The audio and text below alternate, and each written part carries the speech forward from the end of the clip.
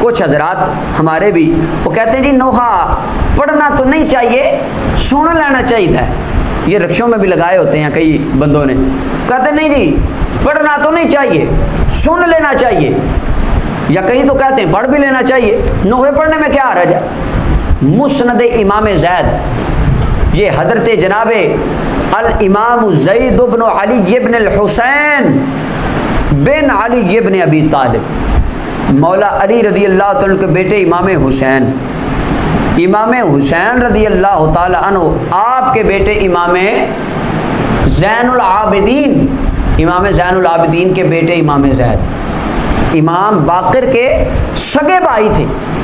امام حسین رضی اللہ تعالیٰ عنہ کے پوتے تھے، امام زین العابدین کے بیٹے تھے. ان کی کتاب مسند امام زید، اس کا صفحہ نمبر 377 ہے. اس کے اوپر 377 اور 378 ہے. زید بن علی عن ابیہ عن جدہ عن علی رضی اللہ. امام زید کہتے ہیں لوگوں مجھے یہ حدیث میرے بابا امام زین العابدین نے سنائی تھی. امام زین العابدین کو یہ حدیث ان کے بابا امام حسین نے سنائی تھی، اور امام حسین کو یہ حدیث ان کے بابا مولا علی نے سنائی تھی، اور مولا علی کو یہ حدیث رحمت للعالمین مدینے کے تاجدار نے سنائی تھی. اب اس کی سند دیکھیے، راوی بھی سچے، روایت بھی سچی. قال رسول اللہ صلی اللہ علیہ وسلم، نبی صلی اللہ علیہ وسلم نے فرمایا اول من تغنا ابلیس، سب سے پہلے گانا ابلیس نے گایا. ثم حدا ثم ناحا، اور دنیا پہ سب سے پہلے نوحہ بھی ابلیس نے پڑھا تھا. یہ رسول اللہ کا فرمان، رسول اللہ کے شہزادے اپنی سند کے ساتھ مسند امام زید میں نقل فرماتے. فرمایا یہ کس کا کام تھا؟ ابلیس کا.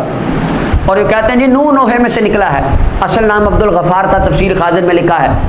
نوح علیہ السلام کو جو آپ کا نام نوح تھا، نوح کہا جاتا تھا لکثرتی بکائی ہی، آپ کثرت سے روتے تھے. روتے کیوں تھے؟ دو وجہ ہیں. اس کا جواب میں پچھلے سال جب میں نے جوابات دیے تھے ان میں دے چکا ہوں، یاد دہانی کے لیے میں دوبارہ عرض کر رہا ہوں. آپ روتے تھے. روتے کیوں تھے؟ آپ نے جو اپنے بیٹے کے لیے دعا کی تھی نا کہ اللہ اس کو میری کشتی میں لے آ، تو رب تعالیٰ نے فرمایا اے پیارے نوح اس کا تو تجھ سے کوئی تعلق ہی نہیں ہے، لیس من اہلک، یہ تیرا کچھ نہیں لگتا، لہذا اس کے لیے دعا نہ کر. رب تعالیٰ نے آپ کو منع فرما دی، جھڑک دیا تھا کہ اس کے لیے دعا نہیں کرنی. وہ رب تعالیٰ کی جھڑکی پہ رب تعالیٰ سے محبت کا اظہار کرنے کے لیے رب کی یاد میں رویا کرتے تھے. نوح علیہ السلام تو اس لیے روتے تھے، وہ کہتے ہیں جو نوح پڑھتے تھے، نوح علیہ السلام نوح پڑھتے تھے.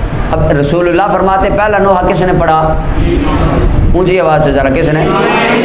مسند امام زید میں جناب مولا علی کے پڑپوتے، امام حسین کے پوتے، امام زین العابدین کے بیٹے حدیث بیان کرتے ہیں کہ نوحہ پڑھنا ابلیس کا کام ہے.